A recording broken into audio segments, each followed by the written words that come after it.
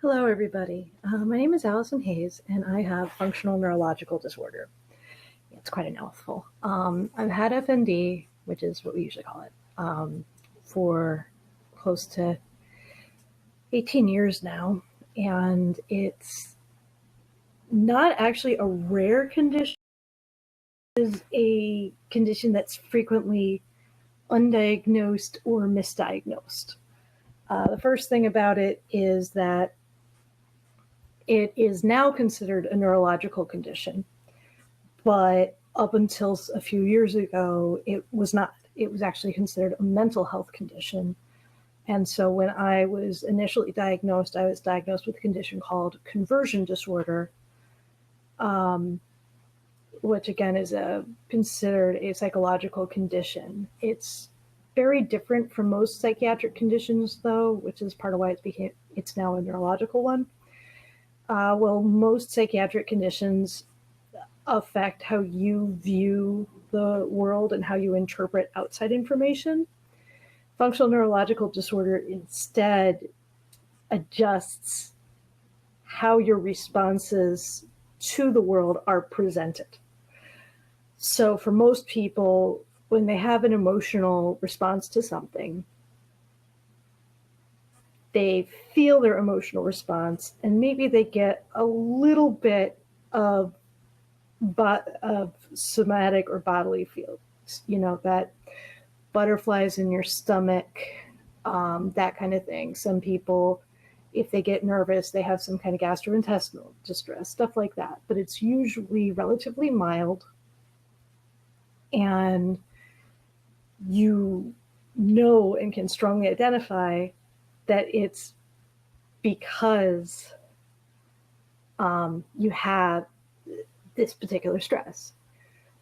With FND, it cuts through the whole thing and instead actually presents the symptoms as very physical representations. So like for me, when I first was diagnosed, my emotions, my feelings were pretty neutral. Upsetting things would happen and I wouldn't feel as much of a response as I normally would. Instead, my body would react. And when it first started, it was mostly what they call myoclonic jerks. This is an example symptom now. This is much better than it used to be. Yes, my hands going around like crazy, but I've got the rest of my body under good control. When it initially happened, I actually had my whole body would just jerk and stretch all of the muscles to capacity or a little beyond, and then freeze again. And it would happen repeatedly, and I often actually would pull muscles and injure myself. And in the moments that I had symptoms, I really couldn't do much of anything because my symptoms were controlling my whole body for those few seconds. My presentation's a little unusual. Most people's symptoms are a little more questionable about their origin, but there's a large percentage of us whose symptoms are very directly related to stress. There's one of the theories that's been going on for a while is that conversion disorder FND is a psychological response to stress and especially trauma, where when you feel one emotion, your brain kind of goes, you know what? I never, ever, ever want to experience this again. And so your brain goes, okay, noted. And when that event or a very similar emotional or physical event happens, your body goes, yep, not going there, don't want to go there, you're not going there. And instead of feeling the emotions, they come out as these physical symptoms that you just can't really control. So in my case, I know that I had some trauma around fear of abandonment. And when some of those emotions were activated again in a stressful situation, I started finding myself, whenever I was with the source of my stress, shaking uncontrollably, as if I was shivering, even though, you know, it was a perfectly warm day and I was warm and comfortable. So it took me a few years to actually link the physical reaction to the emotional stress, because I just didn't want to admit to myself that the stress was that severe. And my symptoms had adjusted over time, and they were severe for a while, and they kind of went away. Now, knowing what I know about the condition, I actually would refer to that as a relapse, as the opposite of a relapse, like going into remission, and then new stress would trigger it. The problem is, each time your body gets into these habits, it's easier to re-trigger it. And it takes more to go into something like a relapse. They aren't, there are a group of patients who cannot find an emotional trauma, and in some cases can't even see a physical trauma that would have caused these symptoms. What they know about, so the definitely psychological connection is still referred to as conversion disorder, and the larger symptoms are referred to as functional neurological disorder. So FND is the umbrella term. Like I said, it just became considered a neurological condition about 5 to 10 years ago. They've been working on getting it better recognized and used more. Like I said, my symptoms are not typical. There are other people who have my kinds of symptoms, but other FND symptoms that are also common are psychogenic seizures, are periods of paralysis, either total or partial. For some people, their leg won't work at all for weeks to months to years. And for other people, their symptoms, like mine, vary in their nature and in their severity. There's also a lot of times that the symptom, most people with FND also have some form of bladder issue, because the bladder system, the urinary system, is actually really closely tied with our neurological, our emotions and stress. And so the two systems that are most apt to react tend to be the urinary system and the gastrointestinal system. That's why most people, if they have those stress responses, it's usually one or the other. They either like, oh my God, I gotta pee, even though they just went, or the butterflies in the stomach, or digestive stuff. That's very common for people to have as a physical reaction. With FND, you take that and you magnify it way crazy, with usually the symptoms that are less involved being even more reactive. So like I said, for me, it's movements. And when I say movements, yeah, my little hand going is one, and that's one of the smaller, more controlled things. I actually have had a lot of periods of time where I have lost control of my body and had my legs do everything from collapse out from under me to stamping to just all different kinds of weird gait things, to having my whole body kind of bend over, like doubling over, and then back. I've pulled just about every muscle in my body, it feels like, and I've definitely pulled ones that people don't expect you to pull, due to the severity and the frequency of my symptoms when I'm in a bad streak. Now, okay. The research that's been done indicates that the thing that's actually damaged is the part of your brain that recognizes that you are in control of your body. Like the fact that I'm putting my fingers together, I know I decided to do that. When I have my FND symptoms, it doesn't feel like I decided to have. What it feels like is that movement is happening and I'm not doing it. It's coming out or occurring, but I didn't tell it to do that. And so what happens is your brain doesn't let you know it decided to do something, and you have these movements or other symptoms that just, they're done by muscles or things that are consciously controlled, but they don't behave the way they would when you are choosing to make them move.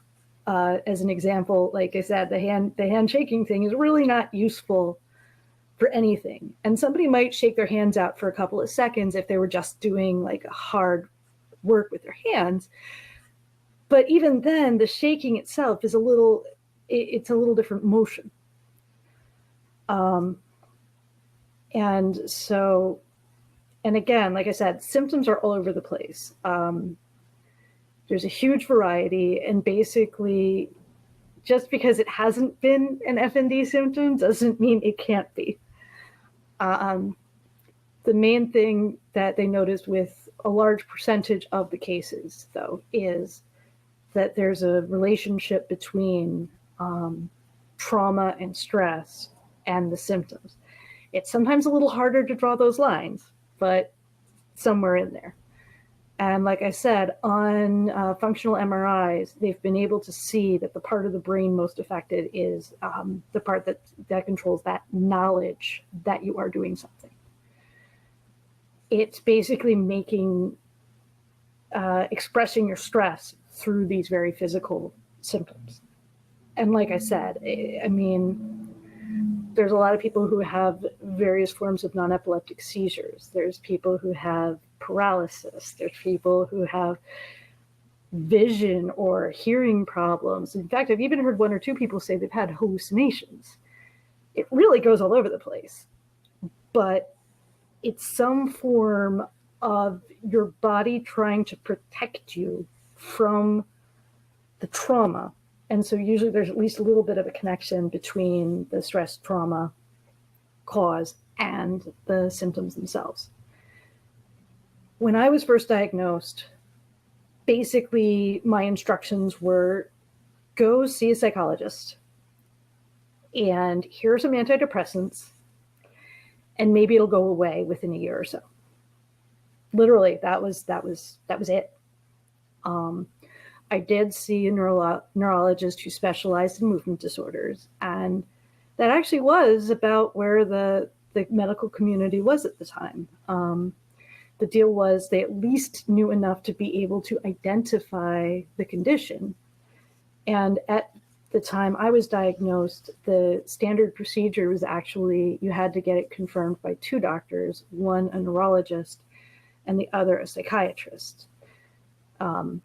Basically, the idea was the psychiatrist recognizes the trauma and the relationship between your brain and mindset and your physical symptoms. Well, the neurologist looks at the physical symptoms and is able to say, this does not fit any of the other definitions, and your movements do not match the other types of neurological movements that we've identified. So congratulations, you have conversion disorder. Good luck. Things have improved a lot since then. Now, first of all, more doctors are educated enough to recognize the condition, get to know how it works, and potentially, though not always, be able to guide you in a more of a direction. Psychological counseling is very useful and it remains a good tool, at least for the people who recognize that there's a relationship between their trauma and stress and their symptoms. Very often symptoms increase during times of stress. And when you have and you know you should be having an emotional response, but you aren't. And then slowly over time, as you recover, you're more apt to have emotional responses too.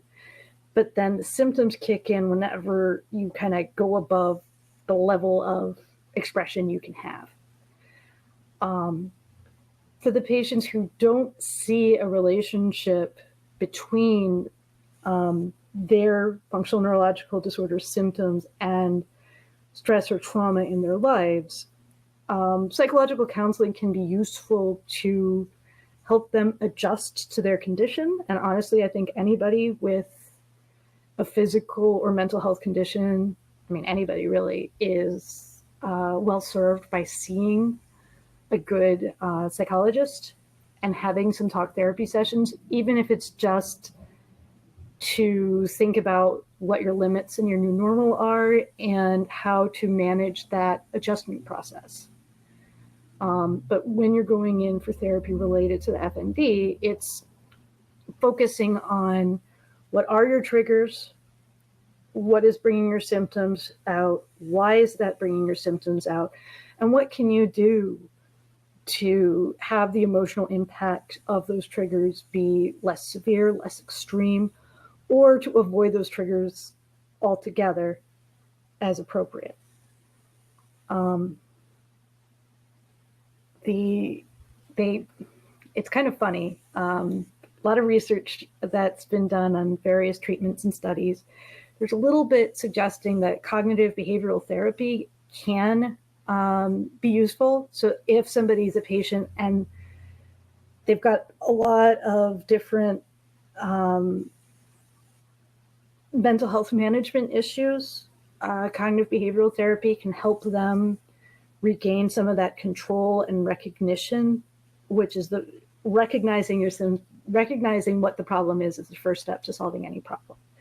So for some people, cognitive behavioral therapy is a good step. But you do need to see somebody who understands that your reactions are physical, not internal, because there's a certain percentage of patients with mental health conditions who will end up self-harming or otherwise injuring themselves because they can't control those urges, but they're physically doing the actions. With FND, you can't control the physical action or response. You're not doing it to cause a problem. You're not doing it intentionally. You can't make yourself stop, at least early on in the conversion, in that process. The good news is now there is, and the other treatment they found, which is interesting, is antidepressants. The thing is, though, the reports are patients who are taking antidepressants feel better. So that's what antidepressants are supposed to do. So the question with the antidepressants is, are the antidepressants actually fixing any part of the problem, or are they just alleviating some of the symptoms so the patient is more likely to notice how they're improving? In a way, it doesn't matter because you're still having the effect of feeling better, but at the same time, it's an important difference and distinction to recognize. The most effective treatment now for FND is a team effort by a facility that's knowledgeable and experienced about functional neurological disorder. The team usually would be led by a neurologist, and then the neurologist works with a doctor of physical therapy and multiple appropriate therapists. So like, for example, I went to a program called the MORE program, Motor Reprogramming, in Louisville, Kentucky. Now, I live in New Jersey, so that was a bit of a trip, but it was an incredible program and totally worth going for me. When I went, we were concerned about mild speech issues because sometimes I would lose control of the volume of my voice. And so I would think I was talking at normal volume, but I was yelling. Or I would think I was talking at normal volume, but I could not be heard. The trying to speak and not being heard is referred to as not being loud enough to be heard is called aphasia. And that is one of the somewhat standard, somewhat expected FND symptoms. So I saw a speech therapist. I also saw an occupational therapist and a physical therapist. My big problem when I went in was that my body had stopped warning me when my symptoms came in. For some people, and it's part of the recovery process, you start to get a feeling. It's kind of similar to the aura for migraines. It's this, you know it's going to happen, but you can't really put your finger on how. It's a little like, I mean, the most similar thing that commonly happens to people is those times you know you're going to sneeze. You don't know why you know you're going to sneeze, but you know any second now you're going to sneeze. That kind of feeling would happen to me about my movements kicking in whenever I would do things that my subconscious recognized as risky, such as climbing stairs, or walking somewhere that was narrow, or driving a car sometimes. Sometimes is why I don't drive regularly. Yeah.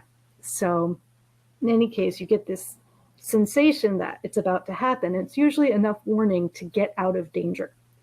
So for most of the time I had FND, I had no concerns about climbing stairs or things like that, because if when I'm walking down or up the stairs, I'm going to have symptoms, my body kind of goes, hey, you're going to have symptoms now. And I can get to the next landing, the bottom of the flight, whatever it is. And then I take what I refer to as a twitch break, where my body just kind of shakes crazy for a few seconds to a minute or so. And then that's out of my system and I'm okay for a while.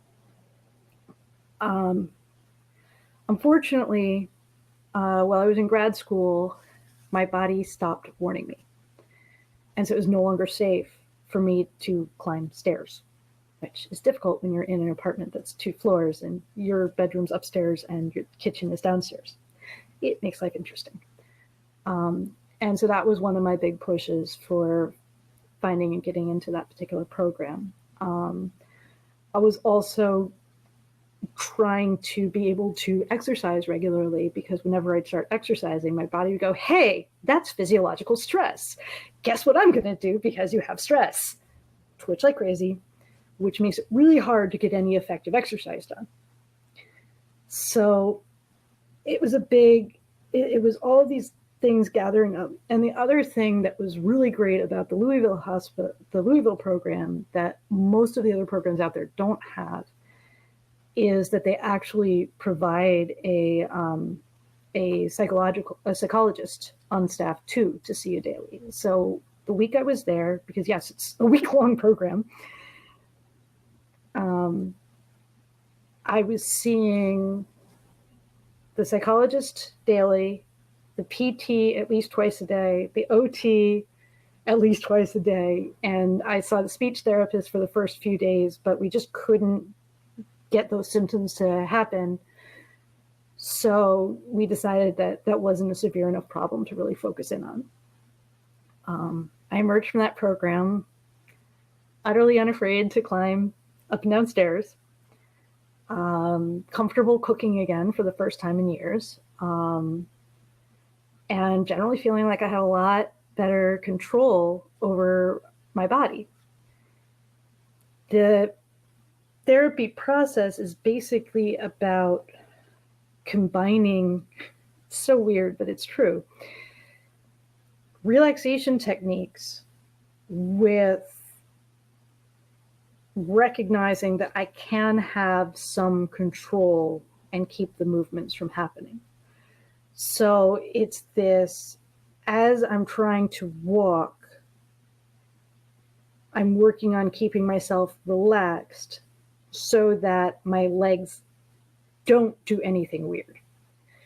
And so by the time I left, I still don't have, I'm not symptom free, obviously. But what I can do most of the time is, if I'm getting really symptomatic, I can kind of pause, ground myself, take a deep breath, and have my symptoms stop, at least for a while. And as long as I can put myself in kind of a more relaxed frame of mind or a very focused frame of mind, I'm very unlikely to have my symptoms. And they're also very unlikely to happen at a time that would be dangerous or risky to me. This makes working really hard. It makes a lot of things hard, but I also feel very lucky because there's a lot of people with FND who have total limb paralysis. So for me, I've been able to be in reasonably good physical shape. I just couldn't do, I'm going to exercise now, but I could go somewhere where I had to walk from one point to another and walk without a problem. I could do everything. I just couldn't do it reliably or necessarily exactly when I wanted to. People with like limb paralysis or seizure or psychogenic seizures, with their symptoms, it's a little harder to regain that control. And the longer the condition continues, the more difficult it is to actually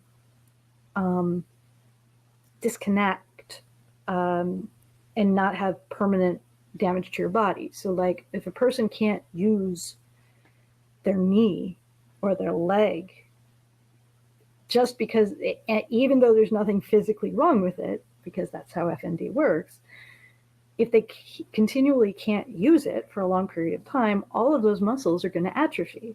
And probably the muscles on their other leg will get weaker too, because they're not being used the way they're supposed to. And for people with psychogenic seizure conditions, it's one of those things, the more habituated the brain is to something, the more likely it is to do it again. So like for me, my symptoms were all originally responsive to emotional stress, but now it's not just emotional stress, it's psychological stress, it's physical stress, it's environmental stresses. So like, even though I have no fear of crowds, when I'm in a crowded space, my body reacts very strongly as if I were horribly claustrophobic. Even though I've never been claustrophobic, I don't feel claustrophobic, but if I'm surrounded by people, my body goes nuts. If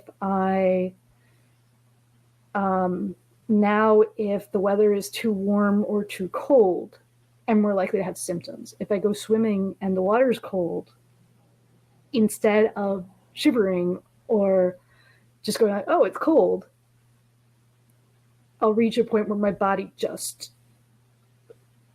suddenly stops doing what I'm telling it and just kind of stretches out for a bit. It can be scary, but I've reached the point where it's annoying, not upsetting. So the good news with all of this, first of all, let's just review all of this because I should get going. The first thing is functional neurological disorder is a neurological disorder. At this point in time, the only doctor required to identify it is a neurologist. It can have a large psychological component. And in the case of a definite psychological component connected to trauma and or stress, it's considered conversion disorder, which is still considered a mental illness, I think. the most common treatment suggested, one of the first treatments suggested, is usually talking to a psychologist, which is pretty much always a useful idea anyway. For FND patients, the better psychologists to see are ones who focus or specialize in trauma or or like PTSD, things like that, because you basically just recognize that it's a physical reaction instead of an emotional one, but otherwise it's very similar. Yeah, special. And antidepressants are often recommended, but whether the antidepressants help with the actual condition or just help you feel better is up for debate. The main treatment now is the specialized treatment programs out there. There are programs all over the world. I know for sure that there's at least one in Australia. There's multiple ones in the UK. There's quite a few actually in the US at this point. And there's usually a bit of a waiting list to get into the programs. But each of those programs is a full-time week or part-time for 2 to 3 weeks. It's not huge time commitment in that sense. And those programs are the thing most likely to have a good effect on FND patients. If you have any more questions about FND, you are welcome to contact me. The biggest resource on FND out there, though, is FND Hope, www.fndhope.org, fndhope.org. And they're an international nonprofit specifically focused on research and treatment of FND and support of FND patients while they educate the patients and the doctors. They're a group I'm involved with, and I am pretty passionate about really understanding this condition and finding the right treatments for it. Thank you so much for your time. And if you have FND, reach out to FND Hope.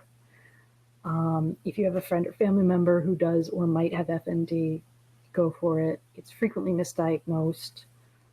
And also other conditions are sometimes misdiagnosed as FND. So I hope you're doing well. And until next time, have a great day.